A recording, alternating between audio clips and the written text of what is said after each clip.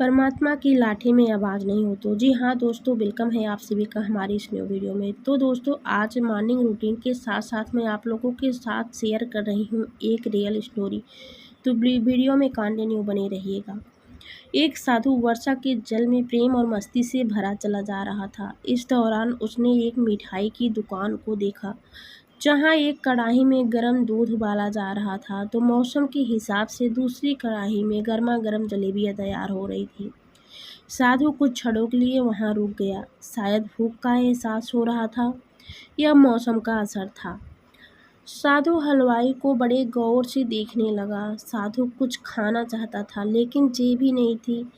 जेब में पैसे ही नहीं थे, तो साधु के पास पैसे भला कहाँ से होते। साधु कुछ पल से हाथ सेकने के बाद चला ही जाना चाहता था कि नेक दिल हलवाई से रहा न गया और एक गरम प्याला दूध और कुछ जलेबियाँ जो साधु को दे दी खाने के लिए। साधु ने गरम जलेबियाँ गरम दूध के साथ खाई और फिर हाथों को ऊपर की ओर उठाकर हलवाई के लिए प्रार्थना की और आगे चल दिया। साधु बाबा का पेट भर चुका था। दुनिया के दुखों से बेपरवाह वो फिर एक नए जोश से बारिश के गंदे पानी के छींटे उड़ाता चला जा रहा था। यह इस बात से बेखबर था कि एक नव युवा विवाहिता जोड़ा भी वर्षा के जल से बचता बचाता उनके पीछे चला आ रहा है। एक बार इस मस्त साधु ने बारिश के गंदे पानी को जोर से लात मारी। बारिश का पानी उड़ता हुआ सीधा पीछे आने वाली युवती के कपड़ों को एकदम से भिगो दिया और उस औरत के कीमती कपड़े कीचड़ से लथपथ हो गए। उसके युवा पति से यह बात बिल्कुल भी बर्दाश्त नहीं हुई, इसलिए वह आस्तीन चढ़ाकर आगे बढ़ा और साधु के कपड़ों को पकड़कर खींचकर कहने लगा, अंधा है, तुम्हें नजर नहीं आता?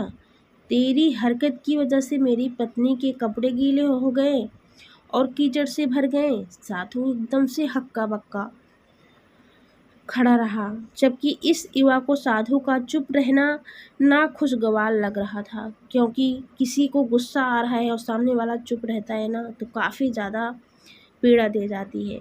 महिला ने आगे बढ़कर युवा को हाथों से साधु को छुड़ाना भी चाहा, लेकिन युवा की आंखों से निकलती नफरत की चिंगारी देख वह पीछे खिसकने पर मजबूर हो गई।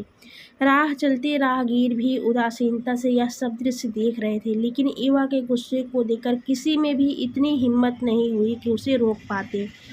आखिर जवानी के नशे में चूर युवक ने एक जोरदार थप्पड़ साधु के चेहरे पर जड़ दिया। बूढ़ा मलंग थप्पड़ की ताव ना झेलता हुआ लड़खड़ाता हुआ कीचड़ में जा गिरा।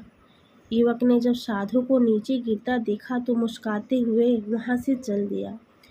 बूढ़े साधु ने आकाश की ओर देखा और उसके होठों से निकला, वाह मेरे भगवान, कभी गरम दूध जलेबियाँ और कभी गरम थप्पड़, लेकिन तू अगर चाहे तो मुझे भी वही पसंद है। यह कहता हुआ एक बार फिर अपने रास्ते पर चल दिया। दूसरी ओर युवा जोड़ा अपनी मस्ती को समर्पित अपनी मंजिल की ओर अग्रसर हो रहे थे। थोड़ी ही दूर चलने के बाद वे एक मकान के सामने पहुंचकर रुक गए। वे अपने घर पहुंच गए। युवा अपनी जेब से चाबी निकालकर अपनी पत्नी से हंसी मजाक करते हुए ऊपर घर की सीढ़ियां चढ़ रहा था। बारिश के कारण सीढ़ियों पर फिसलन हो गई थी। अचानक युवा का पैर फिसल गया और वह सीढ़ियों से नीचे गिरने लगा। महिला ने शोर मचाकर लोगों का ध्यान पति की ओर आकर्षित करने लगी, जिसकी वजह से उसके संबंधी और दूसरे लोग भी तत्काल सहायता के लिए युवक की ओर लपके और अस्पताल ले गए।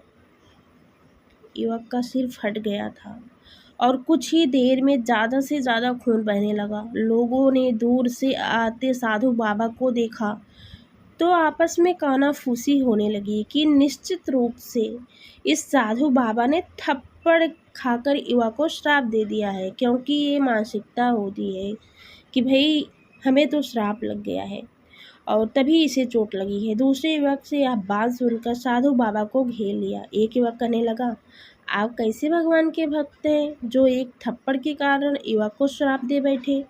भगवान के भक्त में दोष व गुस्सा हरगिज नहीं होता। आप तो जरा सी अशुद्धिया पर भी धैर्य ना कर सके।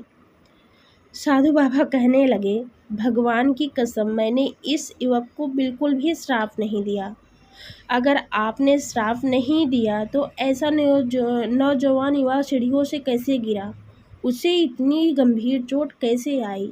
तब साधु बाबा ने दर्शकों से एक अनोखा सवाल किया कि आप में से कोई इस सब घटना का चश्मदीद गवाह मौजूद है।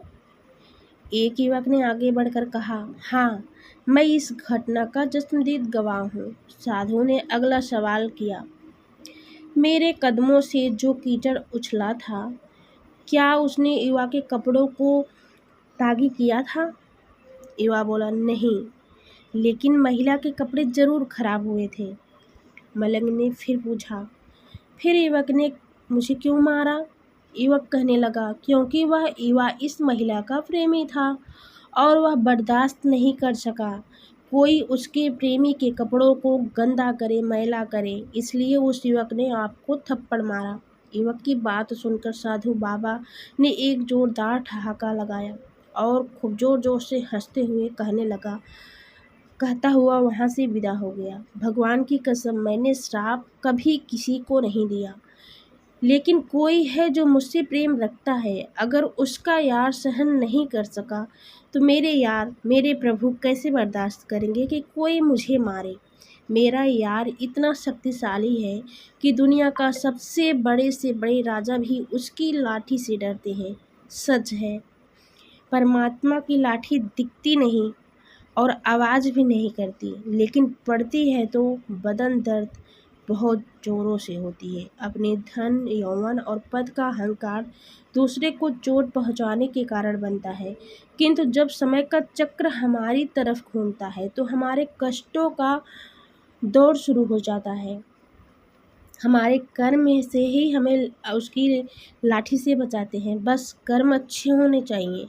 किसी को भी चोट पहुंचाना खुद चोट खाने की तैयारी करना है। हमें अपने कर्मों से डरना चाहिए, क्योंकि ईश्वर की लाठी में आवाज़ नहीं होती है।